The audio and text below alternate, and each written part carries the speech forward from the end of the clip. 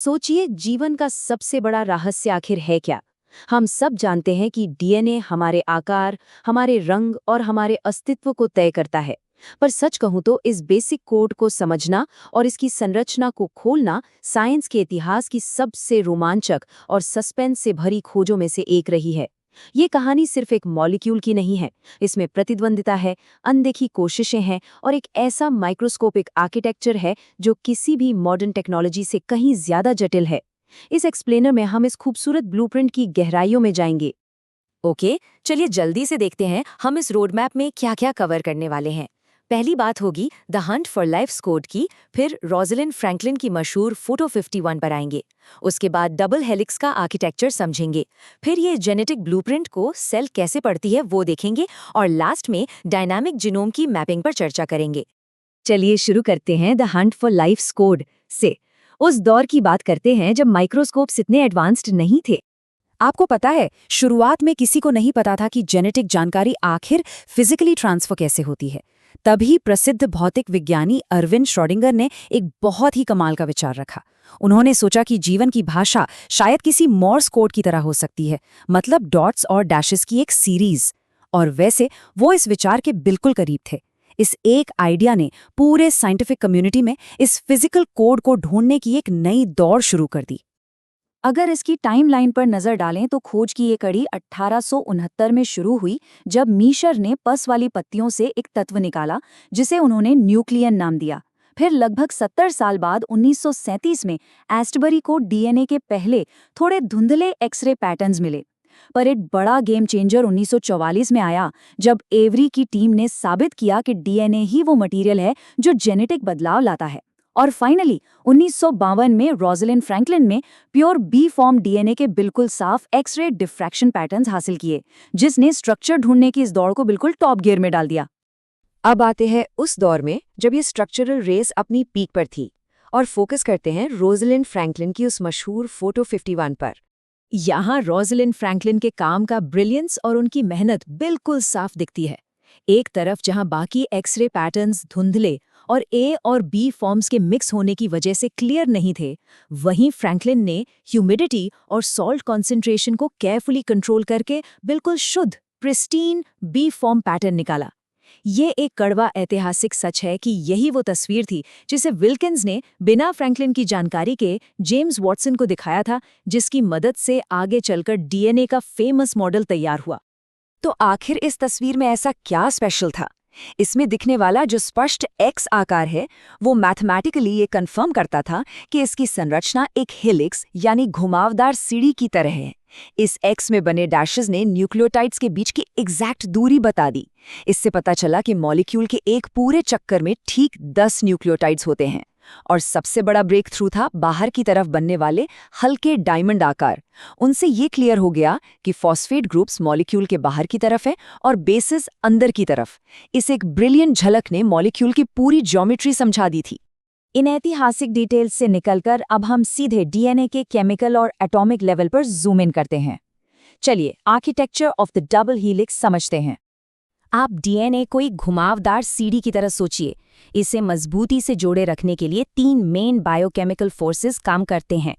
पहला है covalent bond, जो सीढ़ी के बाहरी डंडे यानी शुगर फॉस्फेट बैकबोन को बनाता है।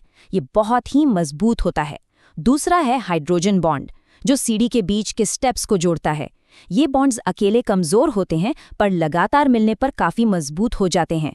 और तीसरा और काफी अहम है स्टैकिंग इंटरैक्शंस। यहीं पर एक कमाल का बायोकेमिकल बैलेंस काम करता है।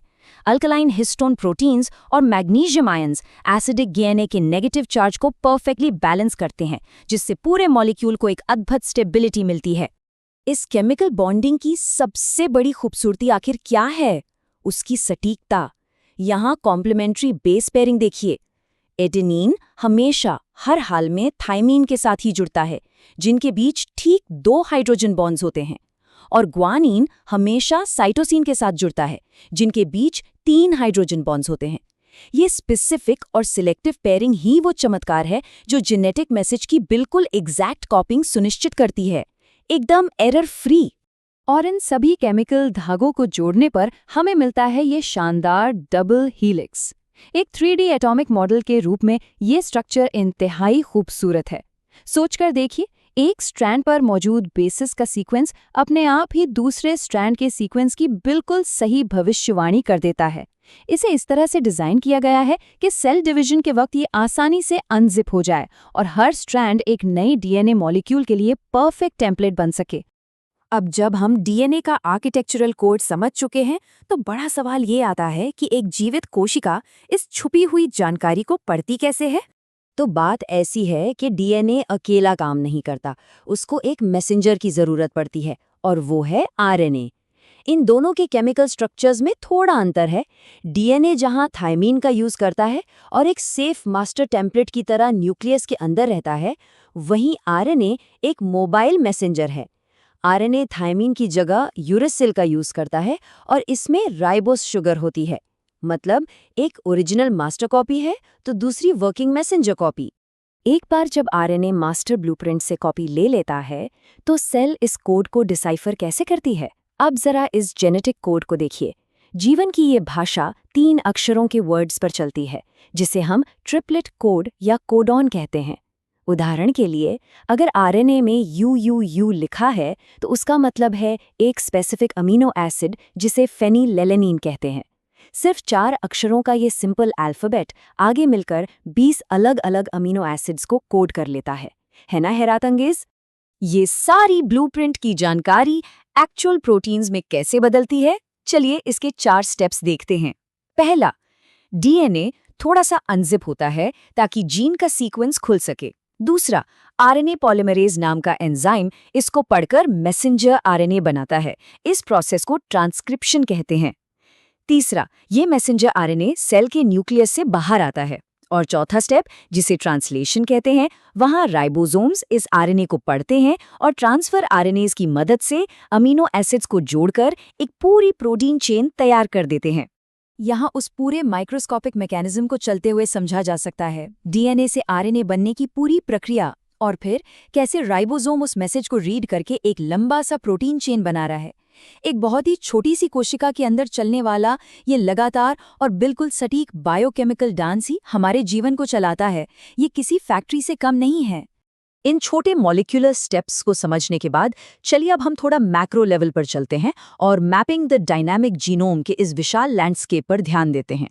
सिंपल टर्म्स में अगर कहूं तो जीन मैपिंग किसी क्रोमोसोम पर एक स्पेसिफिक जीन की सटीक जगह ढूंढने का तरीका है। इसे बिल्कुल एक नक्शे या मैप की तरह समझिए। जेनेटिक मैपिंग में हम जीन्स को दूसरे लैंडमार्क्स के हिसाब से ढूंढते हैं, जैसे किसी शहर का पता दूसरे शहरों के रेफरेंस से बताना। वहीं दूसरी तरफ फिजिकल मैपिंग में उन जीन्स के बीच की एग्जैक्ट फिजिकल दूरी को बेस पेयर्स में ठीक-ठीक नापा जाता है। जीन्स ढूंढने की एक बहुत ही कमाल की टेक्निक पोजिशनल क्लोनिंग कहलाती है। इसमें वैज्ञानिक क्या करते हैं कि किसी बीमारी या खास ट्रेट वाले जीन को आसपास मौजूद 2 पड़ोसी मार्कर्स के बीच ब्रैकेट कर लेते हैं। फिर लगातार और ज्यादा रेजोल्यूशन के साथ उस हिस्से को टारगेट किया जाता है जब तक कि वो सिंगल एग्जैक्ट जीन पकड़ में ना आ जाए। जेनेटिक बीमारियों को समझने में इस टेक्निक ने सच में क्रांति ला दी है।